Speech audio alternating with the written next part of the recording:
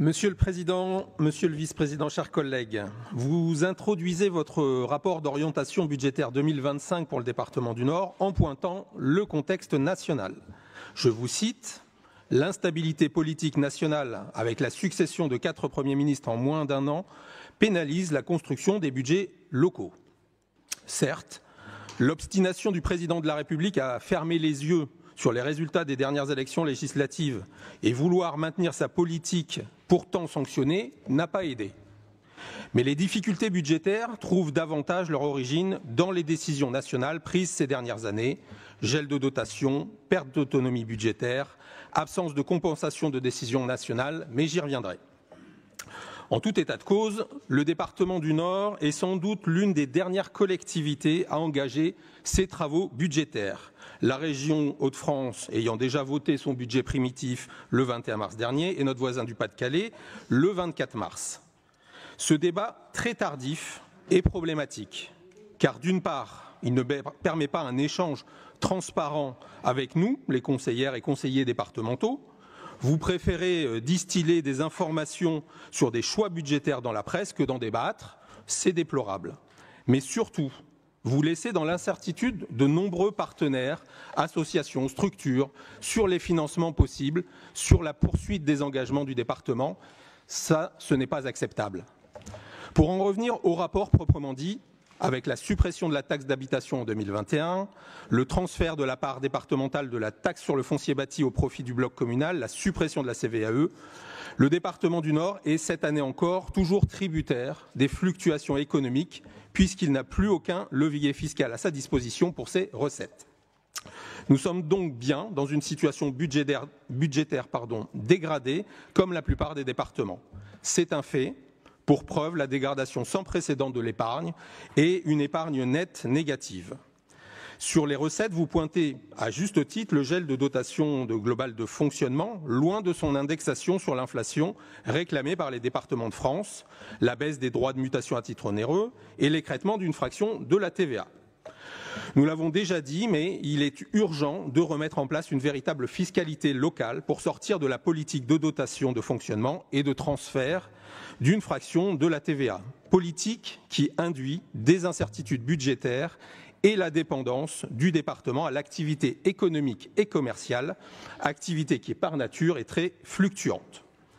Sur les DMTO, nous y reviendrons, mais vous vous emparez de la possibilité donnée au département d'augmenter le taux des DMTO. Vous avez raison de vous engager sur toutes les possibilités de recettes qui sont prévues actuellement.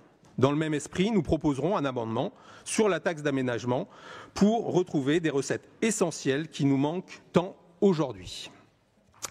Autre baisse importante, issue de la loi de finances 2025, l'enveloppe nationale du fonds vert a baissé à 1,15 milliard d'euros.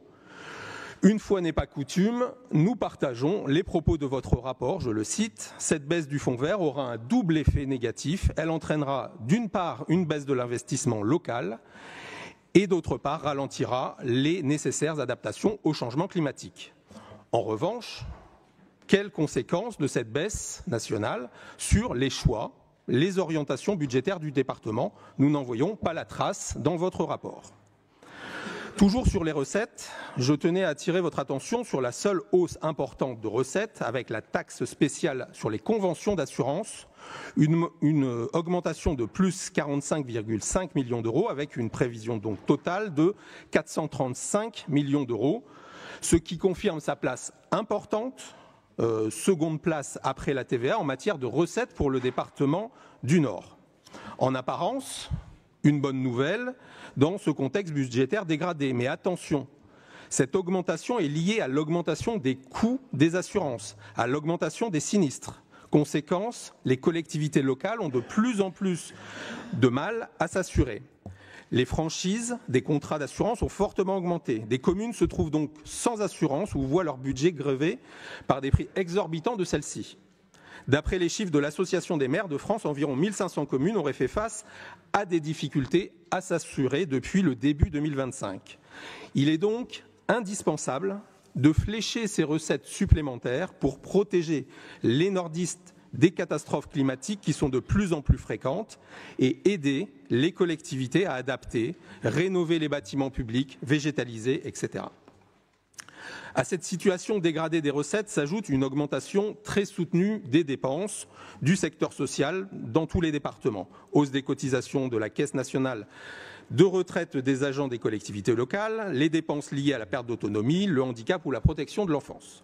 Vous insistez dans votre rapport sur l'impact des différentes mesures étatiques, estimées à un coût net pour 2025 de 164 millions d'euros, mesures non concertées, non compensées. Vous avez raison de pointer ces éléments, tant ces mesures ont des conséquences directes sur la construction du budget du département et sur les politiques menées en soutien aux personnes et aux territoires les plus fragiles. Mais vous vous étiez targué de votre proximité avec des ministres, de l'atout d'avoir des membres du conseil départemental ministres. Et pourtant, où sont-ils aujourd'hui pour soutenir le département ? C'est votre majorité qui gouverne. Il est donc un peu facile de renvoyer au national en permanence. Sur les autres dépenses, qu'elles soient d'investissement ou de fonctionnement, difficile de comprendre à travers ce rapport que vous nous présentez quelles sont réellement vos orientations. C'est encore très flou. D'une manière générale, beaucoup d'éléments sur ce qui a été fait, beaucoup de satisfecit, mais peu sur ce qui est prévu en 2025. Nous avons le sentiment que vous ne voulez pas annoncer et assumer les coupes budgétaires à venir en matière de prévention, d'insertion, d'éducation, de culture. Un mot sur la politique menée envers les allocataires du RSA et surtout celle que vous mettez en avant régulièrement sur leur retour à l'emploi. Dans votre rapport, vous indiquez que, je cite, parmi les 18 départements expérimentateurs, donc pour un accompagnement rénové des allocataires du RSA, le Nord est aujourd'hui celui qui présente les meilleurs résultats. Le taux de non-versement du RSA présente les meilleurs résultats, donc au bout de 12 mois d'accompagnement, a atteint 48,8% contre 39,6% au niveau national. Donc ce qui vous importe, c'est le taux de non-versement. On voit bien là votre logique purement budgétaire du département dans cette expérimentation, verser le moins possible. À la Voix du Nord, vous disiez il y a quelques jours, je vous cite, « J'ai changé, j'avais un profil entreprise, je suis beaucoup plus attentif aux solidarités et à l'être humain. Au vu de cette approche comptable, budgétaire et d'un certain nombre de politiques que vous menez, permettez-nous d'en douter. » Par ailleurs, nous attirons votre attention sur les difficultés de certaines structures du social, du médico-social, liées au financement du département des revalorisations salariales issues du Ségur. Cette décision impacte considérablement leur trésorerie et menace leur pérennité. Le département du Nord doit aider concrètement, financièrement, ces structures. Sur les investissements, nous comprenons qu'ils porteront en premier lieu sur la voirie, secteur sur lequel plus de 73 millions d'euros seront consacrés, intégrant de grands projets routiers. En revanche, peu de clarté sur les autres types d'investissements, mais globalement, ces investissements seront en baisse. Vous préférez donc construire des routes que d'aider les nordistes en difficulté. Dans un contexte de contraintes budgétaires, il aurait été pourtant de bonne gestion de réinterroger la pertinence de certains projets, les réinterroger au regard des enjeux environnementaux, climatiques, de l'intérêt général. Le 27 février dernier, le tribunal administratif de Toulouse a annulé l'autorisation environnementale délivrée au concessionnaire qui lui permettait de construire l'autoroute A69 entre Toulouse et Castres. Le tribunal a jugé qu'il n'existait pas de raison impérative d'intérêt public majeur et que les gains espérés pour la construction de cette autoroute n'étaient pas suffisants par rapport aux atteintes à l'environnement.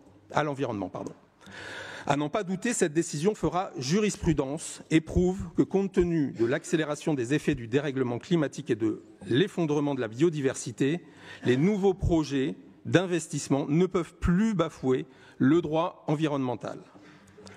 Nous rappelons aussi tout l'intérêt de mettre en place un budget vert, comme le font de plus en plus de collectivités, pour intégrer les considérations environnementales tout au long du processus budgétaire, de la construction au vote budgétaire et enfin lors de l'évaluation des politiques.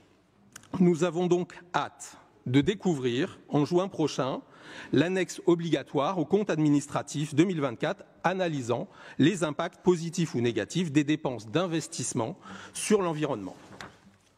Une autre approche budgétaire intéressante est celle qui aurait pu être mise en œuvre au regard du schéma d'amélioration de l'accessibilité et des services au public, le SDASP. Dans la suite du Conseil, vous allez nous présenter la stratégie 2025-2030 du département en la matière, qui recense les orientations, actions, mais sans engagement budgétaire. Il serait donc pertinent de pouvoir identifier, voire orienter les décisions budgétaires en fonction du SDASP.